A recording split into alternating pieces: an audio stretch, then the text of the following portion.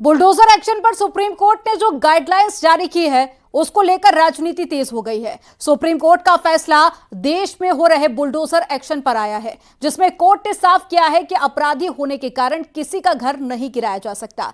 पहले देखिए bulldozer action पर सुप्रीम कोर्ट ने क्या गाइडलाइन जारी की है, उसके बाद में आपको दिखाएंगे इस फैसले पर कैसे राजनीति शुरू हो गई है।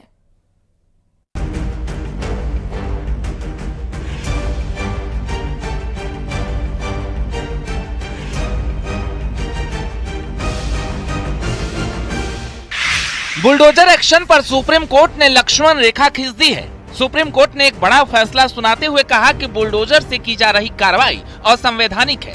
किसी व्यक्ति का घर केवल इसलिए नहीं गिराया जा सकता है कि उस पर कोई आरोप लगा है। कोर्ट ने कहा कि आरोपों पर फैसला न्यायपालिका का काम है, कार्यपालिका का नहीं। ये बहुत ऐतिहासिक फैसला है। ये अपने आप में एक बुलडोजर एक चुनावी प्रक्रिया का सिंबल बन गया था, एक इनजस्टिस का सिंबल बन गया था, उसको रोक दिया गया है। कोर्ट ने शासन को याद दिलाया है कि एक सेपरेशन ऑफ पावर है हमारे संविधान में, और न्याय करना, सजा देना, ये अख्तियार सिर्फ और सिर्फ जुडिशरी का है, शासन का नहीं। हालांकि सुप्रीम कोर्ट ने यह भी साफ किया है कि ये गाइडलाइंस अवैध तरीके से किए गए कब्जे पर लागू नहीं होगा, लेकिन अगर घर गिराया जाता है तो अधिकारी को साबित करना होगा कि यही आखिरी रास्ता था। जब तक कोई दोषी करार नहीं दिया जाता है तब तक वो निर्दोष है। ऐसे में उसका घर गिराना उसके पूरे परिवार को दंडित करना हुआ। सुप्रीम कोर्ट के गाइडलाइंस के मुताबिक आरोपी होने पर किसी का घर नहीं गिरा सकते। बिना मुकदमा के घर तोड़कर सजा नहीं दी जा सकती। बुलडोजर एक्शन के लिए 15 दिन का नोटिस देना होगा। रजिस्टर्ड डाक से नोटिस भेजना होगा और गिराने वाले घर पर भी नोटिस चिपकाना होगा। नोटिस के बिना घर नहीं गिराया जा सकता। कलेक्टर और डीएम को नोटिस की जानकारी होनी चाहिए। एक्शन की पूरी जानकारी नोटिस में होनी चाहिए। अवैध तरीके से अगर घर तोड़ा जाता है तो उसे मुआवजा मिले। गलत कार्रवाई करने वाले अधिकारियों को सजा मिलनी चाहिए। सरकारी शक्तियों का दुरुपयोग नहीं हो सकता। सुप्रीम कोर्ट ने अपने फैसले की शुरुआत में कहा, अपना घर हो, अपना आंगन हो, इस ख्वाब में हर कोई जीता है। इंसान के दिल की ये चाहत है कि ये घर का सपना कभी न छूटे। इसके बाद सुप्रीम कोर्ट ने बुलडोजर एक्शन के लिए गाइडलाइंस जारी किए कि क्या इस तरह के और वायलेशंस हैं या एक सिंगल वायलेशन है। जब उस वायलेशन को आप डिटरमिन कर रहे होंगे तो उस प्रोसेस में आप ये देखेंगे कि क्या ये कंपाउंड हो सकता है।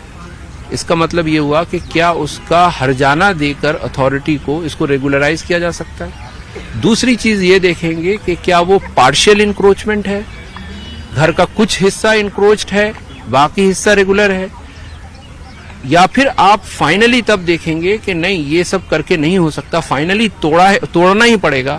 तो उस बैकग्राउंड में आप ये फैसला लेंगे कि इस घर को तोड़ना है। फिर ये डिसीजन जाएगा कलेक्टर के पास। कलेक्टर उस पर नोडल ऑफिसर अपॉइंट करेगा। जो एग्रीव्ड पर्सन है उसको नोटिस दिया जाएगा।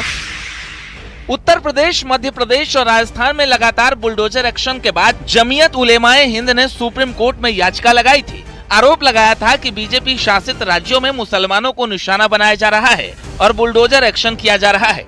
हालांकि केंद्र सरकार ने दलील दी थी कि किसी की भी प्रॉपर्टी सिर्फ इसलिए नहीं गिराई गई है क्योंकि उसने अपराध किया है। आरोपी के अवैध अतिक्रमण पर कानून के तहत एक्शन लिया गया है।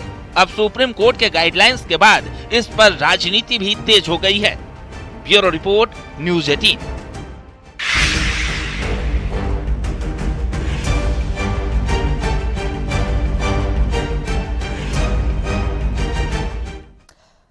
सुप्रीम कोर्ट के फैसले का जहां बीजेपी स्वागत कर रही है तो वहीं विपक्ष बीजेपी पर हमलावर दिख रहा है। कांग्रेस, समाजवादी पार्टी सभी अपने अपने तरीके से इस मुद्दे को भुनाने की कोशिश कर रहे हैं। जाहिर है कि उपचुनाव से पहले आए सुप्रीम कोर्ट के इस फैसले को विपक्ष को लगता है कि उसे बैठे बिठाए मुद्दा मिल गया है। देखिए सुप्रीम कोर्ट के फैसले पर किस तरह सियासत शुरू हो गई है, विपक्षी पार्टियों का क्या कुछ कहना है, वो भी आपको रिपोर्ट में दिखाते हैं।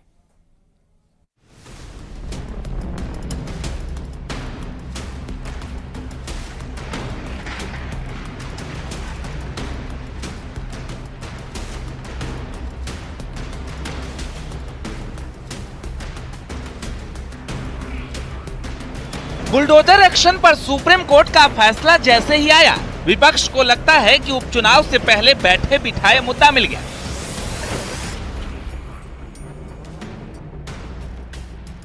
हालांकि बीजेपी भी सुप्रीम कोर्ट के फैसले के समर्थन में है, लेकिन विपक्ष बीजेपी पर हमलावर है। सीसामऊ में चुनाव प्रचार के लिए पहुंचे अखिलेश यादव ने कहा कि अब बुलडोजर गैराज में खड़ा रहेगा। क्या उम्मीद करोगे आप? जो घर तोड़ने में सेकंड न लेते हो, उनसे क्या उम्मीद करते हो? कम से कम आज के बाद उनका बुलडोजर हमेशा हमेशा के लिए खड़ा हो जाएगा गैराज में। अब किसी गरीब का घर नहीं टूटेगा। और जो फैसला देते समय पढ़ा उन्होंने अपनी लाइनें, अपना घर हो, अपना आंगन हो, इस ख्वाब में हर कोई जीता है। इंसान के दिल को ये चाहत है कि एक घर का सपना कभी न छूटे। तो सोचिए, सुप्रीम कोर्ट ने कहा है। उधर सुप्रीम कोर्ट के फैसले को कांग्रेस अपनी जीत बता रही है। कांग्रेस का कहना है कि वो पहले दिन से ही कह रहे थे कि बुलडोजर से न्याय नहीं हो सकता। राज्यसभा सांसद प्रमोद तिवारी ने आरोप लगाया कि बुलडोजर राजनीतिक बदले का हथियार बन गया था। तो वहीं नगीना से सांसद चंद्रशेखर ने कहा कि सरकार को सुप्रीम कोर्ट ने सबक सिखाया है। ये पूरी तरीके से भारत के संविधान के खिलाफ था। कांग्रेस पार्टी कह रही थी, लगातार मैं कह रहा था, और आज सुप्रीम कोर्ट ने वही फैसला दिया। मैं सत अभिनंदन करता हूं सुप्रीम कोर्ट का। बुलडोजर ना तो न्याय दे सकता है, ये बुलडोजर से घर गिराना अन्याय का प्रतीक है।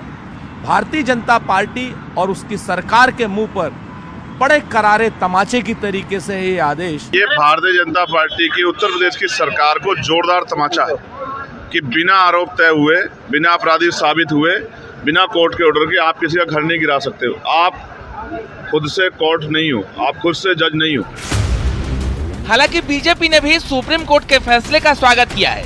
बीजेपी का कहना है कि सुप्रीम कोर्ट ने कभी नहीं कहा कि अवैध निर्माणों को नहीं तोड़ना है। सरकार पहले भी सारे नियमों का पालन कर रही थी। मैं बिल्कुल इस बात का स्वागत करता हूं। उत्तर प्रदेश सरकार इसी नीति पे चलती भी रही है। जहां भी बुलडोजर चला है उसके पीछे एक बहुत मजबूत कागज रहा है। ऐसा नहीं कि बुलडोजर कहीं जाके चला दो। बुलडोजर के पीछे न्यायालय की, तहसील की, जिसकी भी आवश्यकता है वो स्वीकृति होती है, उसके आधार पर किया जाता है। और जो सुप्रीम कोर्ट का आदेश है कि इसको गाइडलाइन बनाए, वो भी स्वागत योग्य है।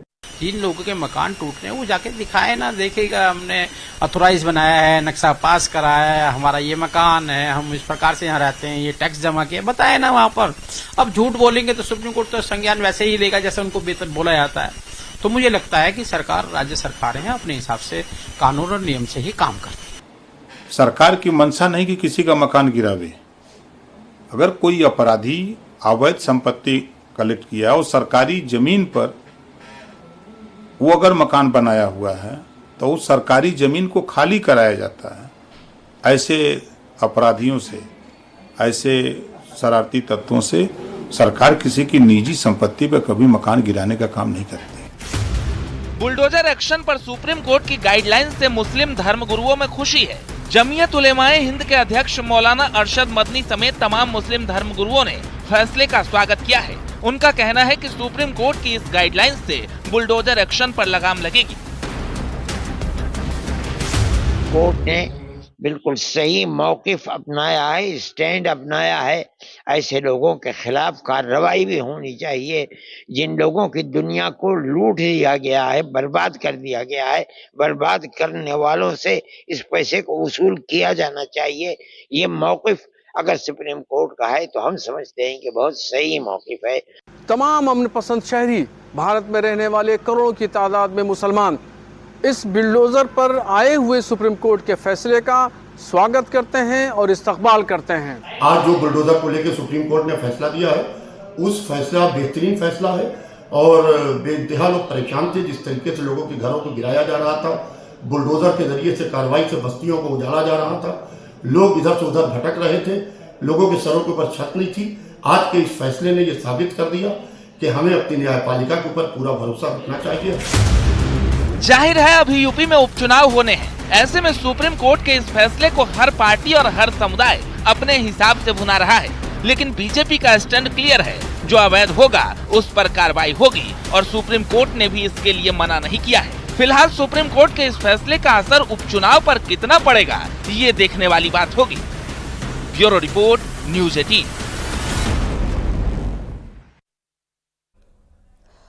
बुलडोजर पर सुप्रीम कोर्ट के फैसले पर यूपी सरकार का बयान सामने आया। सुप्रीम कोर्ट का फैसला स्वागत योग्य है। सुशासन की पहली शर्त कानून का राज, और कानून का राज सब पर लागू होता है। अपराधियों के मन में कानून का डर होगा। तो एक बड़ी खबर आपको बता रहे हैं सुप्रीम कोर्ट के फैसले का, जहां आपने देखा कि विपक्षी पार्टियों की तरफ से लगातार बयानबाजी की जा रही है, राजनीति शुरू हो गई है, तो वहीं योगी सरकार ने इस फैसले को स्वागत योग्य बताया है।